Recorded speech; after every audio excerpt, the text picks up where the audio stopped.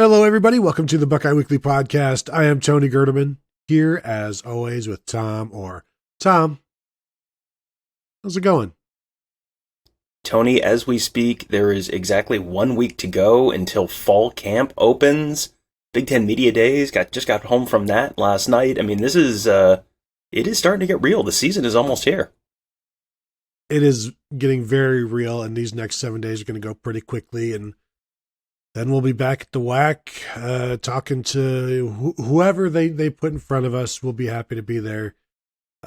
Maybe even, Tom, I don't want to jinx anything, but maybe they're going to show us one practice. Wouldn't it be the very first practice where there's no helmets, no pads, nothing like that? It's just a bunch of dudes jogging around, maybe throwing a football or two. We're going to see one practice. This is going to be it. I have a feeling this is the year we get to see all the scrimmages. I think that's going to happen. I mean, if I was in charge, Tony, I would let you watch all the scrimmages, but unfortunately, I'm not. But hopefully, the powers that be see it the same way I do. Well, interestingly, I would not let you into any scrimmages, but that's just tough, me. But fair. Yes. That is just my personal feelings towards you and having you have access while I am trying to win a national championship. Because you're not doing me any good on the sidelines, Tom, when I'm trying to win. But let's talk about what went down at Big Ten Media Days, mostly with Ryan Day, in terms of providing updates on the football team. And the one thing that you always try to take out of this is injury news. What's the latest on everybody? Who is healthy? And for me, the most interesting thing is that Lathan Ransom is going to be participating in fall camp. He had a horrendous broken leg, if I recall correctly, and last season, and we weren't sure what his prognosis was. I think I kind of even wrote him off this year, and so he will be ramping up slowly, but he will be fully participating by the end of camp. The only guy who won't be participating in camp is Mitchell Melton, which isn't a surprise after tearing his ACL in the spring game, so he's likely out for the season. We'll see what happens with him. I mean, there's probably no harm in him trying to come back, considering he's already, redshirted and all of this stuff. And he's eventually got to play. But having Lathan Ransom back, it clogs up or provides depth. Maybe that's a better way of saying it. There's more depth at a position where we're still not exactly sure what everybody is going to be looking like in the two deep. Now we know Ronnie Hickman at free safety, Josh Proctor at strong safety, Court Williams at strong safety. Ryan Day said that they're looking at Lathan Ransom at two spots, moving him back and forth between, and he said two spots, not nickel, meaning looking at him basically at free safety and strong safety. And I do have some concerns about the free safety position overall at Ohio State because it's manned by guys who weren't really looked at that position previously. Now, having split safety defense helps in terms of, you don't need that center fielder back there. But Ronnie Hickman, this will be his first year playing it. They've never really looked at Lathan Ransom there in the past, but that was in a single high defense. So maybe I think he's definitely more suited to a two high defense, especially as a free safety. He's played he played the other spots in the previous secondary. Court Williams, we know, is probably just a strong safety, even though they can move him to free safety if they need to, but he won't be playing nickel. I'm just wondering if this is just a team of a defense of a bunch of strong safeties, and if at some point does that hurt them, or can they get away with it with their defense being a split safety thing? And you don't need, like I said, you don't need that that center fielder, but I do have concerns here.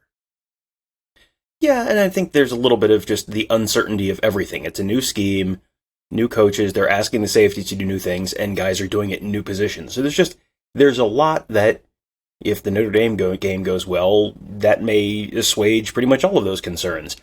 But, I got a chance to talk to Ronnie Hickman. He was one of the guys who was at Big Ten Media Days, and I just sort of asked him, what has that transition been like for you, moving from he was kind of the boundary safety last year, and now he's on the field side, and he said, honestly, the biggest difference is, well, there's just a lot more ground to cover. And, he is not necessarily, when we heard about guys, playing that sort of center field role, there was always like Proctor. Proctor could go, numbers to numbers, or, that was not necessarily what Ronnie Hickman's role was. So it's a little interesting to me that they moved him over there, but Jim, I think also you have to remember they're asking, not only is it kind of a 2 high look instead of 1 high, they're asking these guys to do kind of a little bit of a different thing. So the boundary spot is not doing exactly the same stuff that the boundary spot was last year, and the field spot is not really doing what the field spot was doing last year. So, everyone sort of taking one step to the left is like, well, I mean, that maybe that's not quite as crazy as it sounds, because you're looking for different things in those spots. So maybe it makes sense that they've got guys moving around. Ransom is interesting to me because, he feels like he was a contributor on the national championship team in 2020. He played a bunch of snaps in that national championship game against Alabama. He's someone they obviously like a lot, but he broke his leg. He broke his leg on the kickoff return for a touchdown that Britton Covey had in the Rose Bowl. That was the play he got hurt on. So, he had, I think, a similar injury to Josh Proctor. I don't know if it was exactly the same injury, but it was a similar, bad broken lower leg injury, essentially. And Josh Proctor broke his leg in the middle of September. That's 3.5 months earlier, essentially, than Lathan Ransom broke his leg. And Josh Proctor was back for the spring game, and he wasn't back for, everything. He didn't play in the tackling portion of the game, but he was okay enough that they were kind of, okay with him playing a little bit before, when they were doing the thud tempo before they went to tackling. So, assuming it was kind of the same injury and it was kind of the same healing timeline, then Ransom should be kind of ready to go now.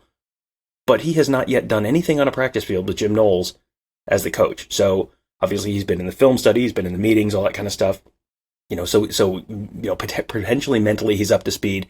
I'll be interested to see how long it takes on the field for them to for him to feel comfortable and them to feel comfortable with him in whatever spot he's in. The fact that they're looking at him in 2 different spots makes me think, maybe he's not going to be an immediate contributor this year, just as, they're sort of figuring out what they have with him and then where he fits best. Yeah, and this spring, they really didn't have an opportunity to do that with Josh Proctor, with Lathan Ransom, even some with Court Williams being banged up. Like, it feels like Ronnie Hickman was the free safety by default because Josh Proctor couldn't do it. But then Jim Knowles really liked what he saw there. So, you assume that will continue, but I wonder what would have happened if Josh Proctor was completely healthy for spring ball. Would he now be at free safety, and would Ronnie Hickman be at strong safety? What would that look like? So I wouldn't be shocked if there's some movement throughout the season, but it sure seems like everything is set. And me speculating that there's going to be movement, just I don't have anything to base that on other than in the past they've played the other positions, and now they're playing new positions. And yeah, I'm with you on Lathan Ransom. They got to figure out what he can do.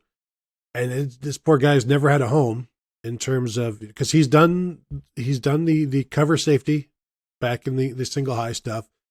He's done other things and, shined a bit as a freshman, was able to get out there. I'm just interested to see how long it takes him, how much time they have to allow him to, they don't need necessarily him to come in because they've got some guys now. Who is that second free safety then? Is it still Kai Stokes? Is it Jansen Dunn? That's one of the questions that maybe Lathan Ransom can answer, but he's going to have to do some catch up here in fall camp. Yeah, and I think, everyone came away from the spring game very excited about Kai Stokes, but Kai Stokes is still a true freshman, which, you can be a pretty good safety, and as a freshman, make freshman mistakes, which is what freshmen do, and, have that turns into a freshman mistake at nose tackle turns into a first down. A freshman mistake at, one of the deep safety spots can turn into 70 yards very quickly. I always think back to, there have just not been that many starting true freshman safeties. And I'm trying to remember if Donnie Nicky was a true freshman or a redshirt freshman when he started in 1999. But he was someone who, was a very good 4-year starter for Ohio State, key contributor to the national championship team, played in the NFL for a long time, But man, oh man, his freshman year was not great. And his freshman year probably was not as bad as people thought back then. He was, every team that gives up a lot of points always has kind of a designated whipping boy among the fan base, and that was kind of Donnie Nicky's role. But he also, he got a lot better over the course of his 4 years, and that's because when you're starting as a freshman, you're gonna make some mistakes, and that's a place where mistakes have some serious consequences. So, I think everyone was very impressed with Kai Stokes in the spring game. Let's see what they've got out of him. Jansen Dunn got hurt last year, really didn't get to see a whole heck of a lot out of him. So there's just a lot of unproven and a lot of question marks. Even if you want to throw Lathan Ransom in there, like we talked, there are some question marks there with Lathan Ransom too. So it feels like that might be the safety spot where, behind, you don't know exactly what you got with Ronnie Hickman there. Ronnie Hickman was maybe one of the best players on the defense last year. Slightly different role. We'll see how that, what that actually turns into this year. But behind him, that feels like a pretty big question mark because, Court Williams is a little bit of a question mark at that second safety spot because he hasn't been able to stay healthy and on the field. And, Cam Martinez at the second nickel spot, I think they're very happy with what they have in Tanner McAllister. Cam Martinez just is another guy who has not played a ton. He looked good in spot duty last year. I think he had a pick six in the Tulsa game or the Maryland game, one of those. But, he's a great athlete, but you haven't seen it. And, we're talking about a lot about the second string safeties, which, there were lots of coaches and Big Ten Media Days whose, big concerns on defense were not the second string safeties. And, yeah, we can get to the linebackers too in a minute. But, I think that's another concern for Ohio State. But yeah, second string safeties, second string offensive line. Some of Ohio State's concerns are not necessarily quite on par with a lot of the other teams in the league. Yeah, definitely first world problems, but there still are unknowns in terms of, Ronnie Hickman was defensive MVP or whatever last year, but new position, new duties, and new adjustments in a new defense. Tom, let's say if you're watching this on YouTube, please subscribe. If you have already subscribed, thank you very much for that. If you're looking for us on YouTube, you're listening to this right now, you can just go ahead and search Buckeye Huddle on YouTube. You'll find the channel there and go ahead and subscribe there. And Tom dropped a bunch of videos from Big Ten Media Days. Obviously got the morning show, Tom. The morning show. Buckeyes tomorrow morning. Yes, Buckeyes tomorrow morning. That is the new morning show. Had, our usual group of guests. Going to have Alex Gleitman on for Friday's morning show. Had our buddy Mark Darton from the Dayton Daily News on for both of the shows from Indianapolis. Had some good conversations with him about stuff we learned about Ohio State, stuff we learned about Michigan, and other folks. If you are watching this, hit that thumbs up button. That will help bump us up the algorithm a little bit. Leave us a nice comment if you feel like leaving us a nice comment. That's also helpful. But yeah, hit that bell and subscribe to the channel if you haven't done that, because just because you were subscribed to us 3 weeks ago doesn't mean you're subscribed to us now. So you can subscribe to the new channel there. And before we move on, I did want to touch on one more thing on the injury front. You talked about the fact that Mitchell Melton was the only guy who Ryan Day said is kind of projected to be out for the season right now. One name that he did not mention there, you may have noticed he did not say Kam Babb's name. So Kam Babb is potentially healthy back. Boy, that has the opportunity to be a real feel-good story this year if Kam Babb can finally get on the field and stay on the field. He's had so many knee injuries and just been such a good soldier his whole career and so respected by his teammates. If he can stay on the field and be healthy, he had contributed on special teams quite a bit in the 2020 season. That was the only season he's been healthy since coming to Ohio State. Still has not had his first career catch. That will be, if he can just get his first career catch this year, that will be a great moment. If he can get a touchdown catch this year, that will be a great moment. That's, I think there's a lot for Ohio State fans to look forward to this season. It should be a pretty good team. But man, oh man, if Kam Babb can stay healthy, get on the field, and contribute in some way on that offense, that is something that I think everyone should be rooting for this fall. Yeah, I've put together a list of 100 things to look forward to this season for Ohio State football. And I'll go ahead and release that on the Buckeye Huddle message board probably this week. But number one is Kam Babb's first catch. That will be a big deal, and I don't know that enough people will be able to recognize what it means, like in the stands or watching on TV. So yeah, we should talk about stuff like that. Number 2 on the list was his first touchdown catch. Like, again, these are things that he could have quit so many times. 4 ACL tears, and has been a leader throughout all of this, has leaned on others. Others have leaned on him when they've gone through their own injuries. And he has come through this, and had somebody ask on the message board, Buckeye Huddle message board, could Kam Babb actually start? And I don't expect that to happen, but I would not be shocked to see him start against Notre Dame. But I don't think you will get his reps won't be as many as Emeka Egbuka or Julian Fleming, Marvin Harrison. But this is one of those things that I don't want to say it's bigger than football, but it's part of football. It's part of the story of football. It's part of the allure of football, and that it mirrors life in so many different ways. And this would be an accomplishment. It would be a nice recognition. They can also save that for senior day against Michigan, something like that. Hopefully that the season goes well for him. But yeah, that's one of those things I'm looking forward to, Tom. I know everybody is, and the sideline on that first catch is I'm assuming it's going to go pretty crazy. You would think. I do wonder, stadium on the whole, the 100,000 people in there, how many people are really going to know the story there, and all of the backstory involved there. One thing that might change that and make that more well known is, they'll give out the Block O jersey at some point this fall. He's someone who I think is at least on the list there to potentially be that guy who gets the Block O jersey, and if he does, then that becomes a story in and of itself, and probably makes that a little more widespread, known more in a more of a widespread manner among the fan base.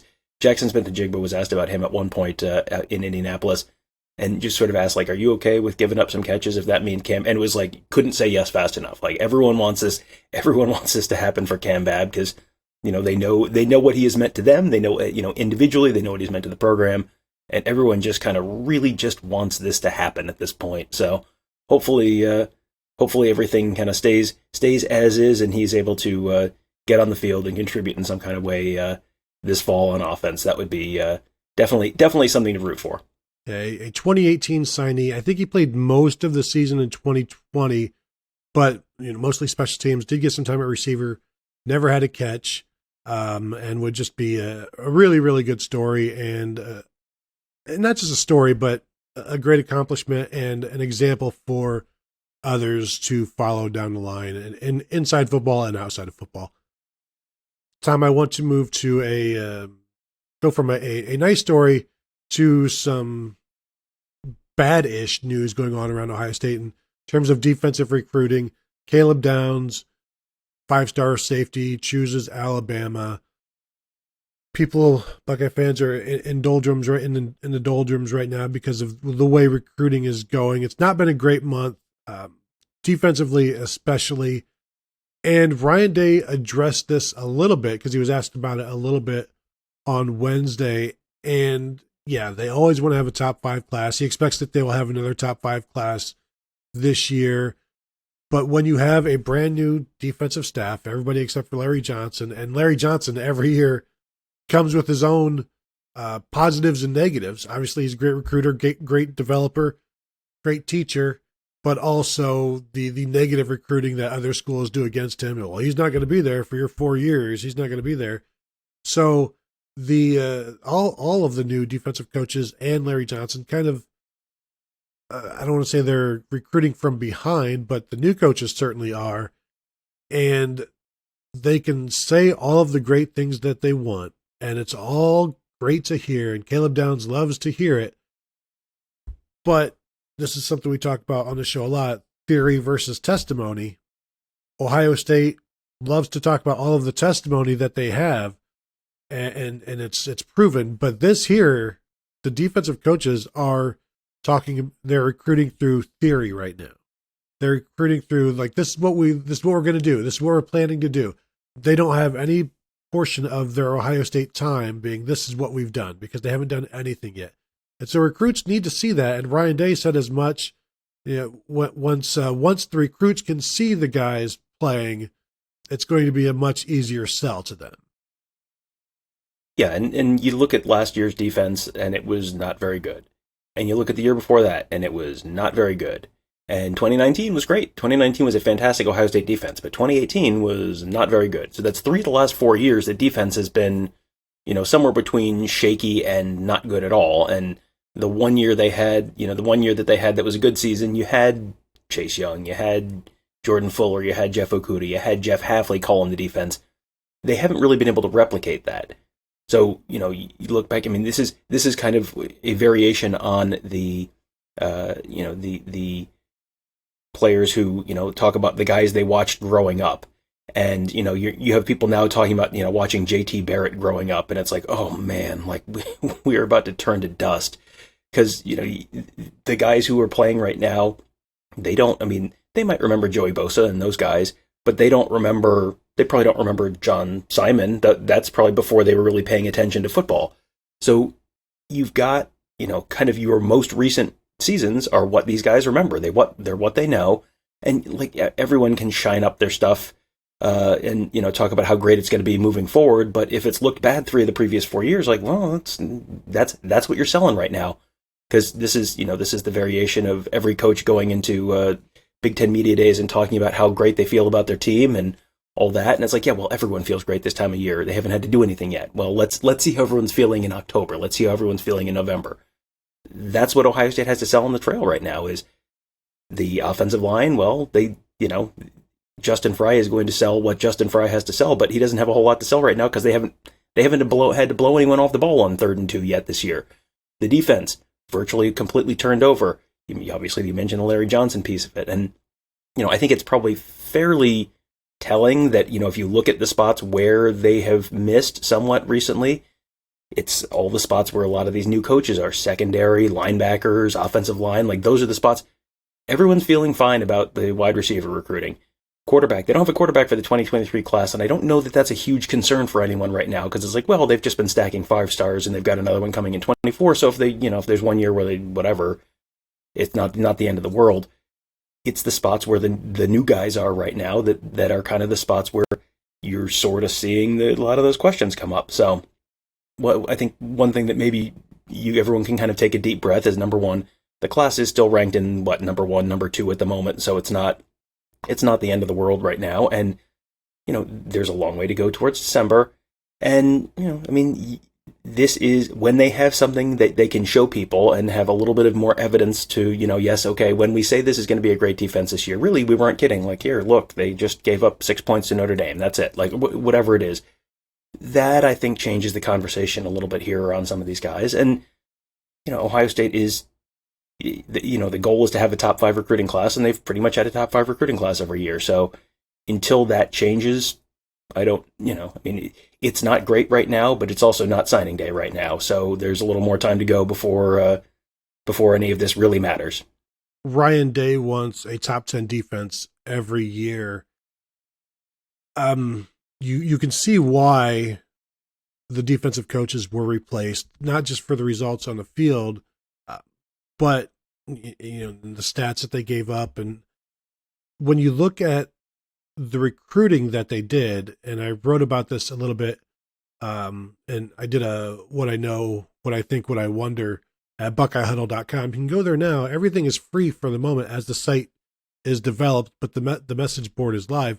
One of the things I wrote about is, and I'm not sure, Tom, you probably didn't see this, you've been very busy in Indianapolis.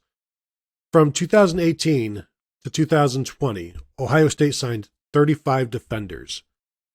None of those guys have been all Big Ten players. 4 of them have been second team all Big Ten. 3 of those guys are on the defensive line: Tyreek Smith, Tommy Togiai, and Zach Harrison. The other is Ronnie Hickman. So you mentioned the secondary coaches being gone, the linebacker coach being gone. In those 3 years, the only signee from the back 7 that has been at least a second team all Big Ten was Ronnie Hickman. This is unacceptable. And you saw, I fully believe the 2021 defensive class is going to be very, very good. We saw a lot of good things out of them immediately. Denzel Burke already a third team corner last year. So I think that is a good bounce back. But I guess I shouldn't have been surprised, but I was probably more appalled than anything at how poor those 3 years were. And I need to go back and look at the previous 3 years and compare that to what happened in 2018 to 2020. But that's just a 3-year stretch with no all Big Ten performers. Now that can change this year. You still got Zach Harrison. You still have Ronnie Hickman, Josh Proctor. And frankly, there's a lot of guys from that 2018 class that can still move forward and become All-Americans this year, frankly. But to have nobody as an All Big Ten player in 3 straight classes, can't do it. You have to be gone. Yeah, and you look at the recruiting on the offensive side of the ball versus the recruiting on the defensive side of the ball, and the production on the offensive side of the ball versus the production on the defensive side of the ball. I mean, there have very clearly been 2 tiers of Ohio State football the last couple of years. They have been, they have become for better, for maybe not to quite the degree of some of the like Texas Tech teams where it's like, do you actually literally have 11 players out on the field? Because it feels like you don't. It's not quite to that degree, but there's no question that the offense has been carrying the team for the last few years, and that's partly a testament to Ryan Day and Kevin Wilson and Corey Dennis and Brian Hartline and Tony Alford and how good a job they do in terms of coaching and development and recruiting and everything. But the defensive side of the ball, well, you gotta get that straightened out. And I think you have seen the realities of the situation, kind of come to bear, where it's not a coincidence that all those new coaches are on that side of the ball, because Ryan Day probably recognized that before you did. Like, hey, this has really been a problem, and pretty clearly the defense has been the thing standing between them and a national championship, or at least, a national championship game potentially appearance last year. The defense has been the thing that has been holding them back. So now you've made a change. The change is not going to you're not immediately going to have 17 5-star recruits on defense this year and the entire defense being first team All Big Ten. But I think you're going to see pretty immediate changes in terms of how good the defense is, and being a top 10 defense, I think that's a realistic possibility, because they were bad last year, but they were, by a lot of the advanced metrics, kind of in the 30-ish range, which feels like a disaster for Ohio State, and really is like, well, that's kind of just okay, and it's not good enough to win the national championship, but it's good enough that you can win 11 games and win the Rose Bowl and all that stuff. It's just, the pieces are there. I do think this is going to be a year when you're going to see some pretty immediate results once the season starts. I think the Jim Knowles, Kerry Combs / Matt Barnes transition to Jim Knowles is going to be a pretty noticeable one. And I think, yes or no, I'm just going to name one name. JT Tuimoloau, first team All Big Ten this year. I say yes. I'm not saying no. Yeah, I fully expect him to be very, very good. For one, he gets a lot of attention. Well, he's going to get more attention. People know his name. Not everybody can say it, but they know it. They know who you're talking about when you say the name, or when they say the name, they know who they're talking about. But yeah, I expect him to have the performance, the attention to be one of the best players in the Big Ten immediately. Because even though I think he had 2 sacks or whatever last year, but he was involved in a lot of stuff and involved against the run, and was better than he should have been last year. And Denzel Burke, I think, is in that same conversation where he's a name that people know now. And I think, if he's healthy and he has a season where he's putting up, Denzel Burke Thorpe Award finalist, like that feels like a thing that we might hear about in 4 months or so. I mean, I think there's enough, and we've talked about in the past about the Jack position / Leo position and the statistical production that you see out of that position. Like, you may get a guy there. Does a Tyleik Williams take that next leap? Like, it feels like you're going to have a lot of guys who are potentially at that level this year. Does one of the safeties, does Josh Proctor have a 6 interception season and then he's the first team All Big Ten safety? Like, it feels like over under 2.5 Buckeyes first team All Big Ten defense this year. Over under. I'm going over that, and I'm thinking. Remember what Ohio State 2006, was it a season opener against Texas? or was it? No, I think that was the second game. But James Laurinaitis essentially comes out of not necessarily nowhere because he started the season, but he made his name nationally in that game, and then that carried him on to an All-American season as a sophomore. You're opening the season against Notre Dame. Everybody's watching.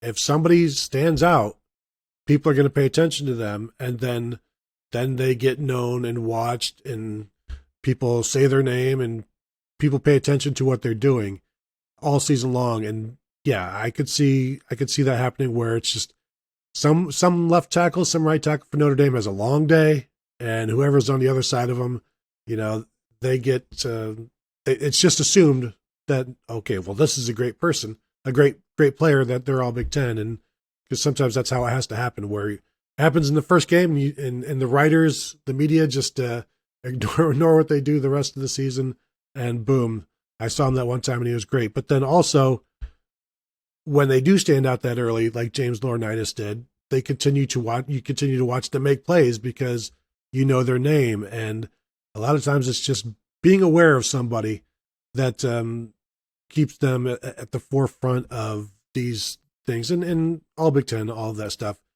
it's some of it's popularity, some of it's, put whatever stock you want into it. But like not having any for so long, it's very unusual at Ohio State on the defensive side of the ball. And like you, Tom, I do expect that to change. Anything else before we get out of here?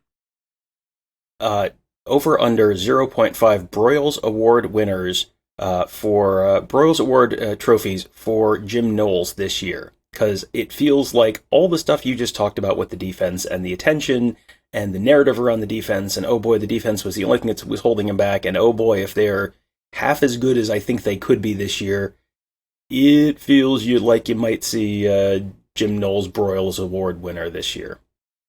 Yeah, if Ohio State is, what do they need to be? Do they need to be a top 10 defense? Do they need to be in the finals? Like, I don't know exactly when the Broyles, is that before the playoffs? Like, is this Heisman time, like early December?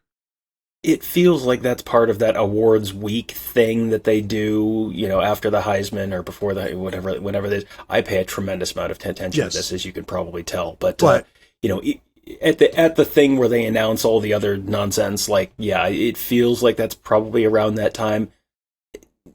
They probably need to be a top 5 defense to really, because didn't he win it? He won it last year. He won it 2 years ago or something like that, didn't he? Or am I remembering that wrong? I don't know that offhand. Perhaps, but it's just an honor to be nominated. He was at least in the in that nominating conversation at Oklahoma State. But yeah, he feels like someone where you have the opportunity. You're gonna be in the spotlight. You're gonna be a person. You're gonna see a lot of Jim Knowles shots on the sideline during telecasts. He is going to be on the sideline, by the way. He is not up in the box. They are figuring out if Perry Aliano or Tim Walton will be up in the box, but Jim Knowles said he wanted to be down on the field because he thinks, some of these soft factors of, hey, something's going wrong. He can get people calmed down, all that kind of stuff, and just, be a little bit of a calming presence on the sidelines. He thinks that's very important, so he will not be up in the box. So they've got to find someone else who they can trust to kind of be his eyes and ears up in the box.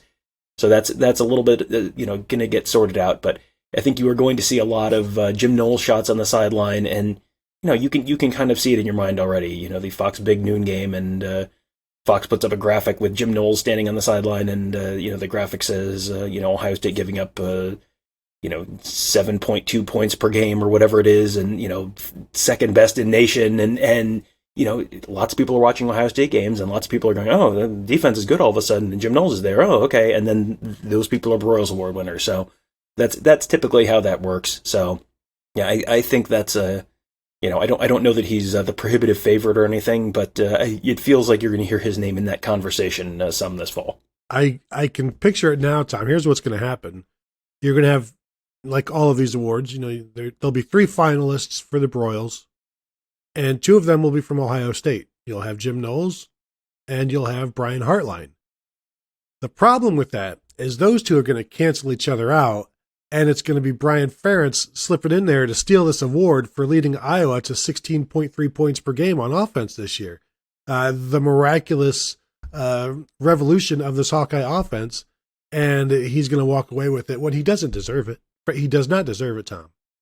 I don't know. I can't remember if this was at the podium, like on TV, where everyone would have seen it, or if it was, later at the table. But Kirk Ferentz at one point got asked, hey, all your assistant coaches got big raises this year, except your son, who didn't get a raise or got the smallest raise or something like that. And the question was essentially, was that because the offense was terrible last year? And then Kirk Ferentz had to answer a question about how his son is not a particularly good offensive coordinator, but you know whose fault that is? It's the guy who hired him. Who is that, Tony? I think it's Kirk Ferentz. That's okay, though, because Kirk Ferentz has a new contract, as you may or may not have heard, which runs through, I think, 2029 or 2030. So he will be the head coach of Iowa if he coaches that whole thing out. The head coach of Iowa for 30 years. 30 years. His first year was 1998. So, yeah. So he's I think he might be a lifer there. That's, I think, what I'm thinking. Yeah, that's a long time, because that's like, 30 years in Iowa. It's like 60 years anywhere else. So it's like, you gotta put that in Iowan years, and it's a long time. Tom, anything else? Well, one other thing with Kirk Ferentz, this was something that I was not there for, but Marcus Hartman, who I mentioned earlier, doing the morning show. I don't think we talked about this on the morning show at any point, but he said he was standing there and someone asked Kirk Ferentz, like, what is it about, why can't the Big Ten West ever seem to win a Big Ten championship game? And Kirk Ferentz just said, Ohio State. That was it. Like, that was his answer. And like, there's a pause and everyone's waiting for him to expound on it. It's like, I'm not kidding. Like, that's the answer. That's the reason. So I thought that was, you get these kind of moments of levity in the middle of these things, and sometimes it's intentional and sometimes it's not. But yeah, that was an amusing little moment from there as well. All right, then. Thank you for that, Tom. I am looking forward to Iowa's offense this year. It should be outstanding. Do you think, how many games, Tom, will Iowa's defense outscore their offense? Because it's not. It's if I go 0.5, what's the over under on that? Like, you go over? Yeah, I'm going over. I'm going to go over 0.5, especially. Are we counting field goals where the defense gives them the ball in field goal range? Does the defense get credit for that if the offense didn't have to move the ball? It feels like it's going to happen at least once or twice this year, because they should have a pretty good defense, and the offense is it's going to be tight end heavy. Let's just leave it at that. All right. Thank you all for tuning in. And a reminder, we are now at BuckeyeHuddle.com, Tom and I. That's where this Buckeye Weekly is coming to you from. Also, as Tom mentioned, he's got the morning show there now as well. There are more podcasts coming. Again, it's a new site. We're still throwing everything down. Me and Tom are there. Alex Gleitman is there. Mark Givler is there. Ross Fulton is there. We got some X's and O's. Justin Whitlatch is there as well. Devin Ratcliffe doing X's and O's. Those three guys that I just mentioned, we've got a corner on the market with those three. Right now, there's an X's and O's thread going on. Ask all the X's and O's questions you have. They can talk it to you like you don't know what you're talking about, and they can also talk it to you like if you do know what you're talking about. So they got master level classes and intro level classes for all of us there. So if that's your thing or you want to get into it, that's a good place to start. So and again, we've got the recruiting covered. We've got the team covered now with camp starting in 1 week, and we are all looking forward to it. So again, hit the bell, subscribe, do all of those things that we appreciate. And we thank you very much, and we will talk to you guys later.